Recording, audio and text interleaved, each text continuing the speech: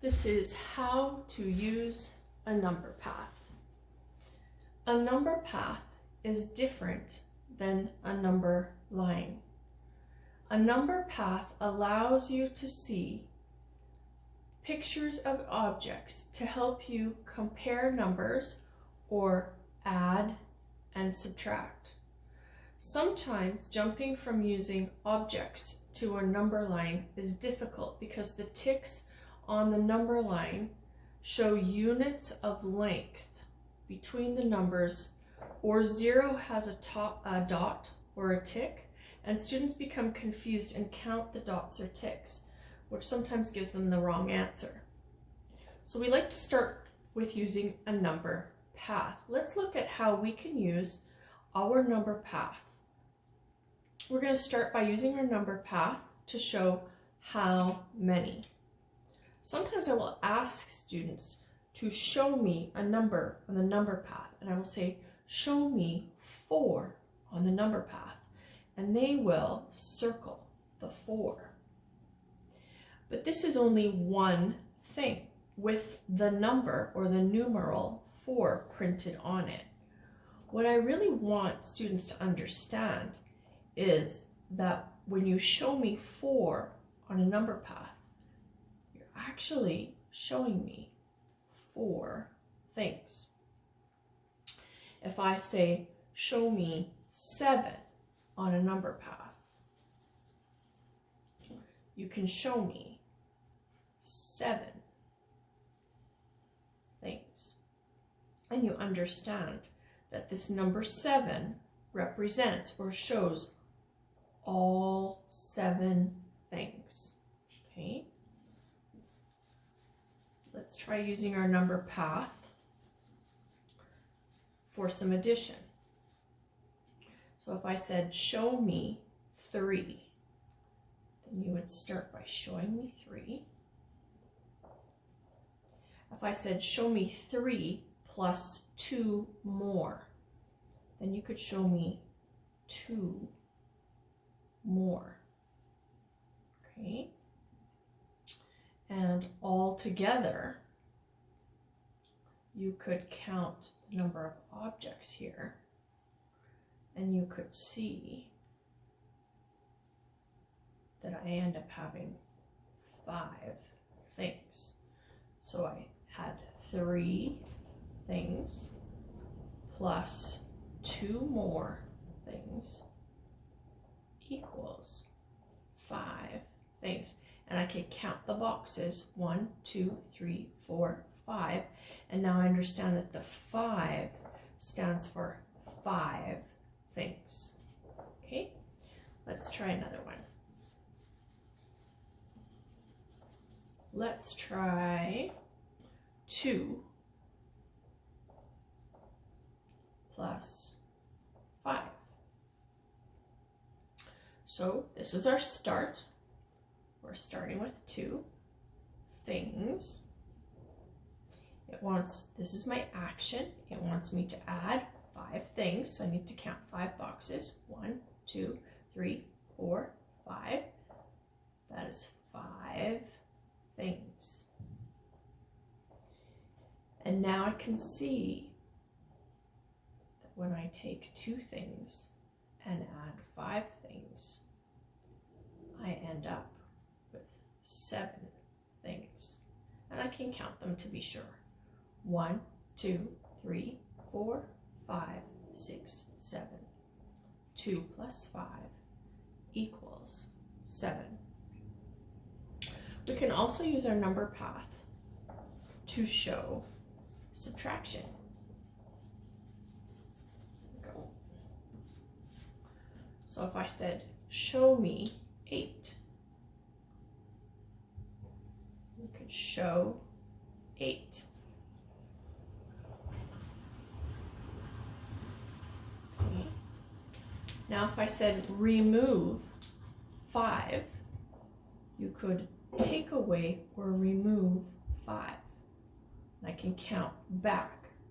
1, 2, 3, 4, 5. And I can see that I have 3 things left. So let's show what we did with a number sentence. We started with showing 8 things. Our action was we took away 5 things. And I have 3 things left. Let's try one more.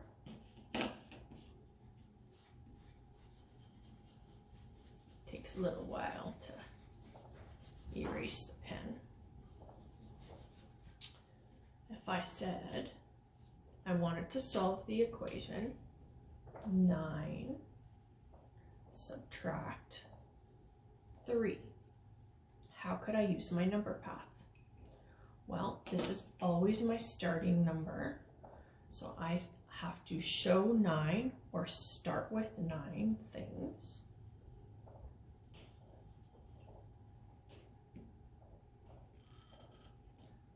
This is my action. My action is to remove, separate, or take away 3 things. So I'm going to take away 3 things. Ready?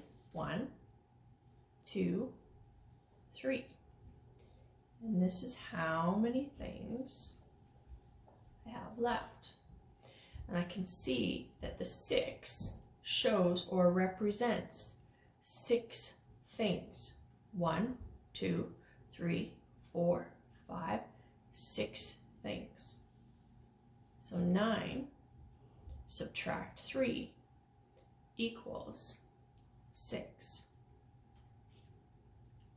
Once we understand that when we say 9, it means 9 things, or we say 5 and it means 5 things, we can start using markers on our number path to represent the number of objects. So you could use a bean, a bingo chip, a penny, anything you like.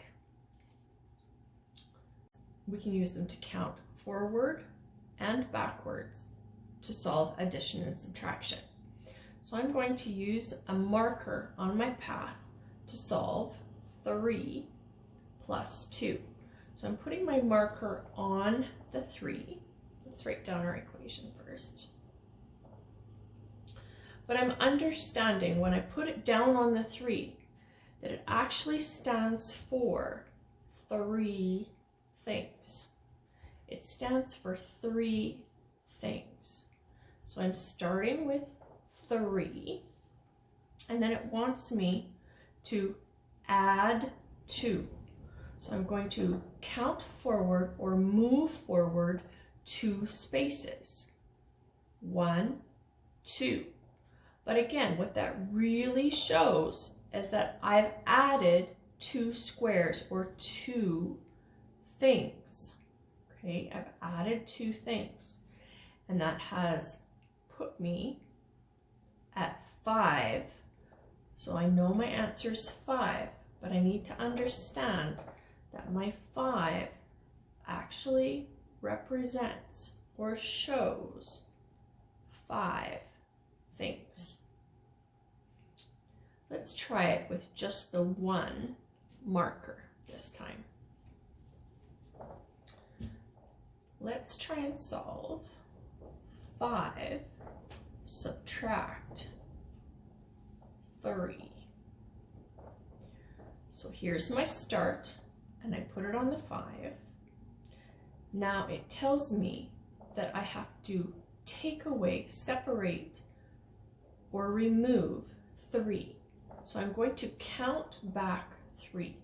Subtracting 3 is the same as counting back 3. So I'm going to count back 3. 1, 2, 3. And I can see that I land on my answer.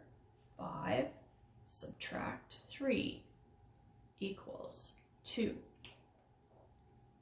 Some of the concepts that I used for this video were in another video from a website called mathisvisual.com. The videos there are very, very good, but they don't have any words at all. So I wanted to take some of the concepts in that video and apply it to what we are learning in our class. If you'd like to check out mathisvisual.com, they have lots of great videos there that don't have any words, but just show you the different concepts and how they build visually. Take care and have a great day.